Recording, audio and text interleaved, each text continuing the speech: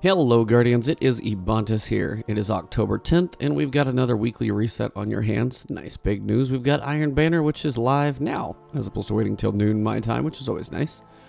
So let's cover the basics for you guys in the weekly reset and a little bit of Iron Banner as well. I'll cover the Cade's chest locations in another video. I'll put a link to that one at the end for you guys so you can see that as well. And probably throw up the Nightfall guide as I get to that one. So we're first going to start out with the good old usual stuff. So, starting out first, you guys know we've got the Vanguard.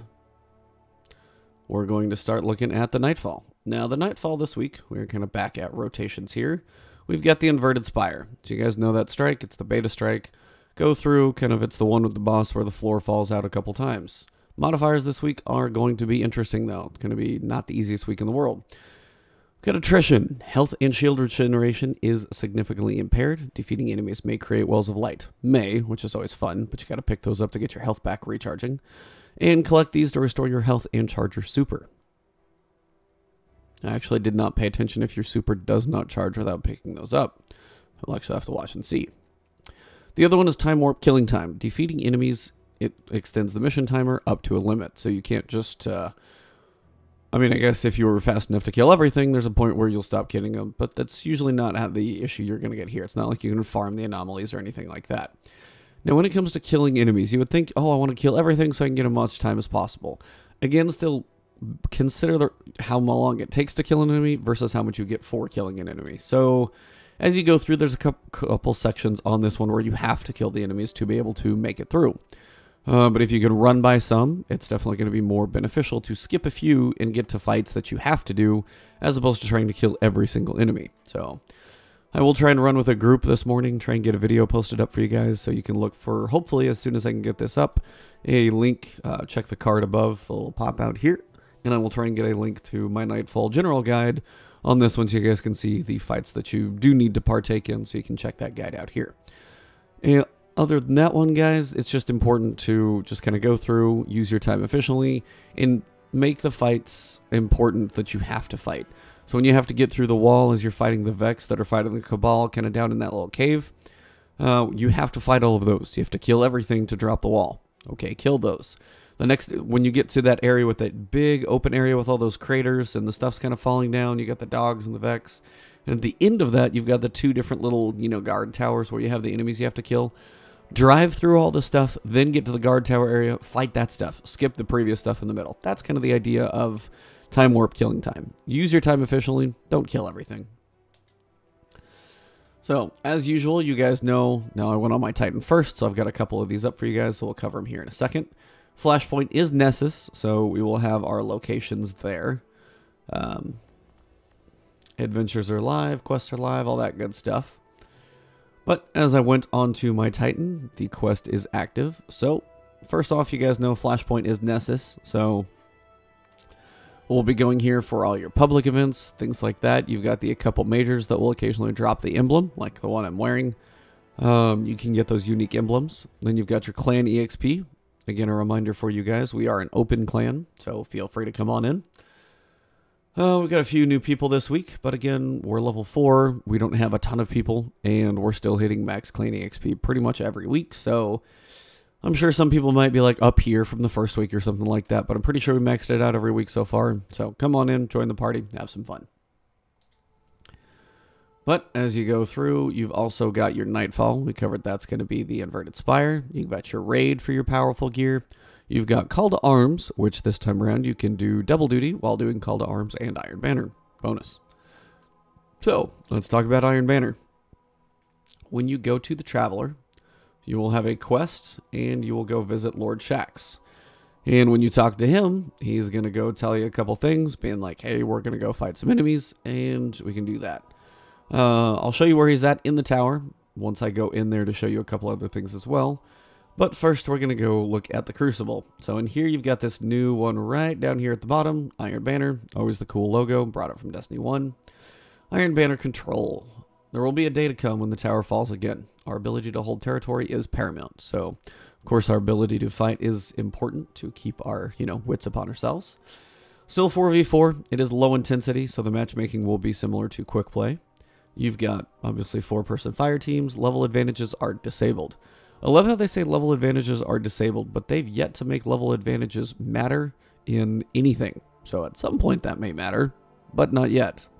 So they kind of took that away from Iron Banner, which is kind of like I'm not sure yet.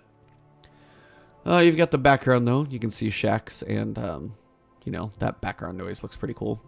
Rare gear, legendary gear, you're also going to get your tokens. You also see new milestones based on this. So Call to Arms is participating in Crucible matches. You get powerful gear. So, not bad. You may as well do that one at the same time you're doing Iron Banner. Complete 3 challenges in Iron Banner. So these are the ones while you're in missions, whether it's like, you know, defeat 5 enemies with powerful weapons, get, you know, art kills. Whatever it is, it's going to be something Iron Banner related. They may be control related specifically, like holding points, things like that. Next, you've got Iron Banner Season 1. I don't know if a season is considered like, okay, this week is a season, which it may be. Depends on what they consider seasons, because we'll have to see, as I said in my other video, they have a TwitchCon presentation in one of the theaters talking about the seasons of Destiny. So if a season is 1 week and they do Iron Banner once a month, then these are either going to be short seasons or we're not sure. Because when it comes to the seasons for faction wars, faction rallies, whatever you want to call them, those are going to be potentially also linked into seasons. So we'll just have to see how, you know, the seasons go in the discussion. That'll be the 20th, guys. If you're looking for that one, check out the Bungie Weekly Update. But it will be 4:30 p.m. Pacific time.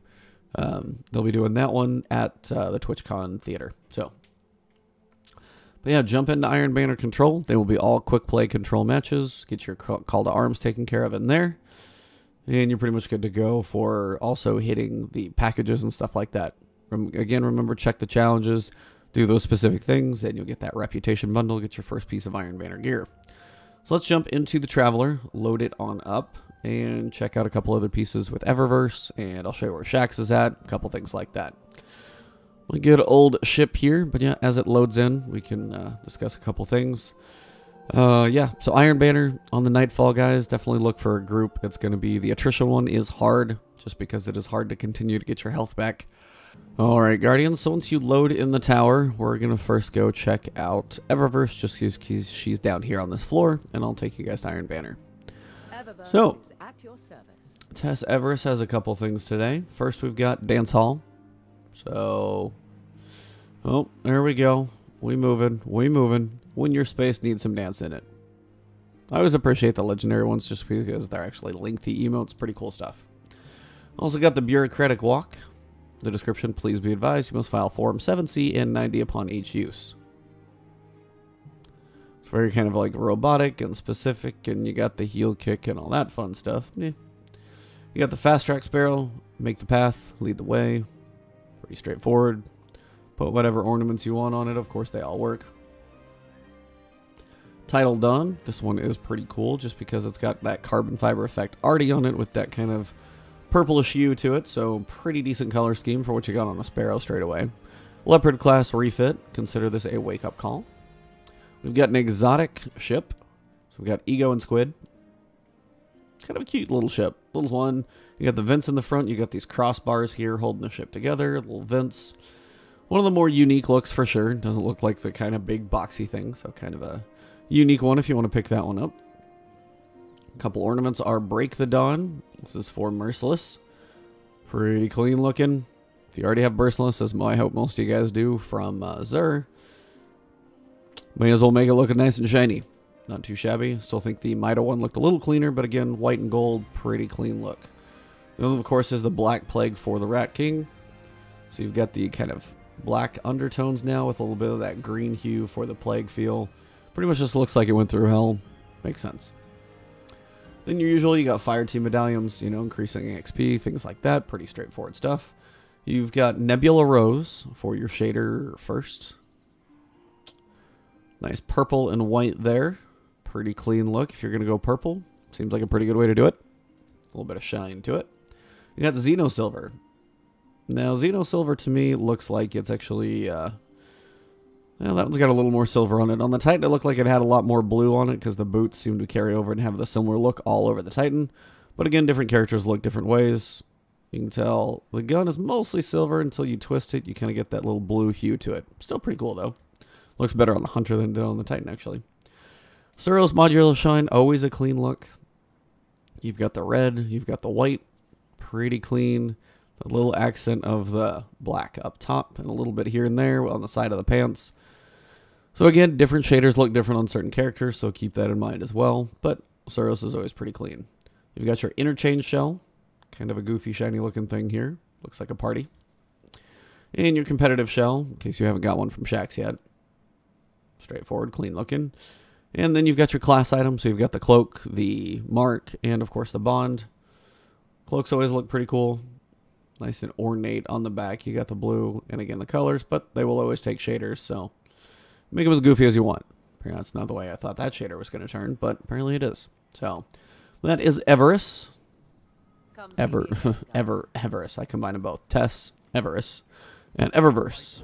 Now from here you're looking, okay, how do I get to Iron Banner? So easiest way, as you run over here, run up the wall. Right over here. And when you're on the upper deck, so with all these dead orbit flags flying around, he will be chilling up top here with his new little covering and stuff. Right here in front of the giant Iron Banner flaming circle thing. Welcome to the Iron Banner. The relics you'll win here have been preserved through the ages, from a time when the Iron Lords watched over humanity.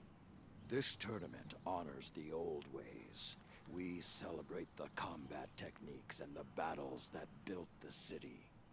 Your role is simple. Just be what you are.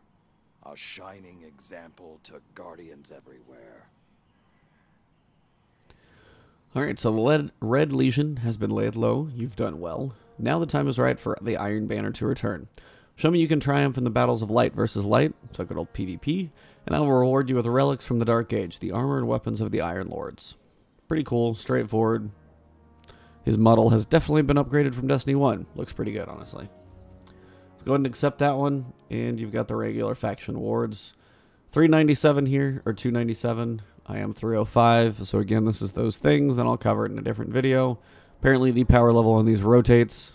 What I think about that is worth a whole different video, but again, pretty high engrams, you know, 6 or 7 powers level below you, and you'll get that from the faction packages. So again, when you're doing the call to arms, you'll be doing PvP, so you may as well just do your challenges while you're doing it.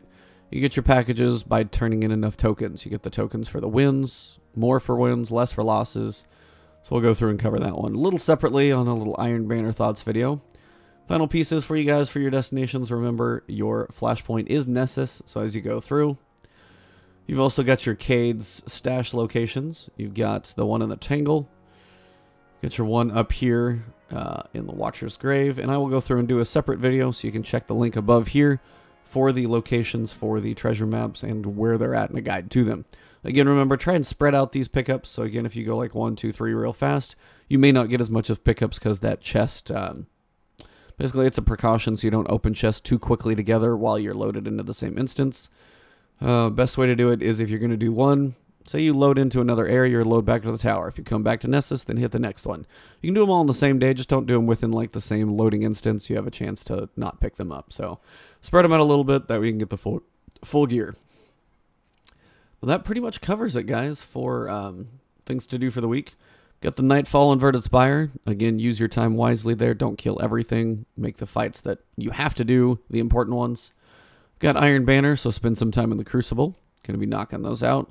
Of course, do all that stuff, and again, you could do Iron Banner. You can knock out your Clan EXP, your Call to Arms. That's 2 powerful gear items just for doing Iron Banner. You're going to do that anyway. Do the Nightfall. Look for groups. Going to make that a little easier. Leviathan Raid. Quick recap on that one.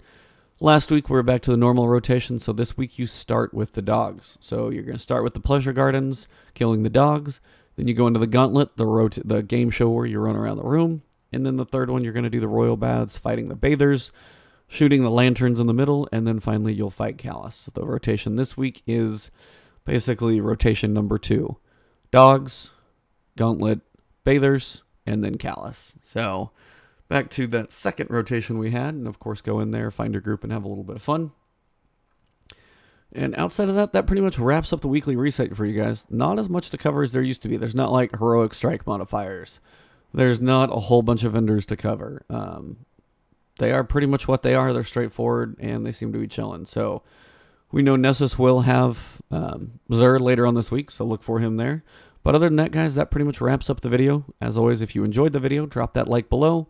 Leave a comment if you got any questions, or just share the video. But leave those comments, questions, thanks for viewing, anything like that. Always helps support. You guys can always follow me on twitch.tv/Ebontis, on Twitter, Ebontis there as well. And, of course, right here on YouTube. So hit that subscribe button.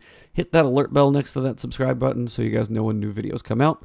I will post my locations on Nessus for the treasure locations. A little bit of Iron Banner video, preview and stuff in a different video. So look for those coming up this morning as well. With the Vanguard Nightfall, I'm going to do a video with a group and try and put that one up for you guys as well. So thank you guys for always tuning in. Have a great one, and I will see you soon.